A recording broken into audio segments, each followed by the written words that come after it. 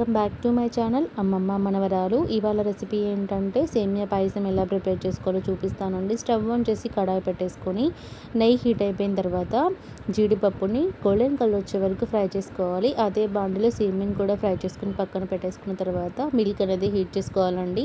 ఒక పొంగు వచ్చిన తర్వాత సేమియాని వేసుకొని మిక్స్ చేసుకోవాలన్నమాట. చాలామంది సేమియాని ఉడకపెట్టుకోవడానికి ఫస్ట్ అయితే వాటర్ యాడ్ చేసి కుక్ అయిపోయిన తర్వాత మిల్క్ యాడ్ చేస్తారు. అలా ఏం అవసరం లేదు, పాలలోని కుక్ అనేది చేసుకోవచ్చు. సేమియా టేస్ట్ అనేది చాలా బాగా వస్తుంది.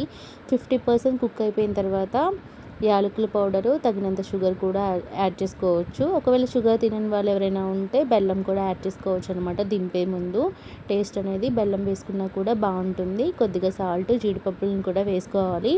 ఈ విధంగా రెసిపీ మీకు తెలిస్తే కామెంట్ చేయండి. మేమైతే ఎప్పుడూ ఇలానే చేసుకుంటామండి. టేస్ట్ అయితే చాలా అంటే చాలా బాగా వస్తుంది. నచ్చితే లైక్ చేసి, షేర్ చేసి, సబ్స్క్రైబ్ కూడా చేయండి. Thank you so much.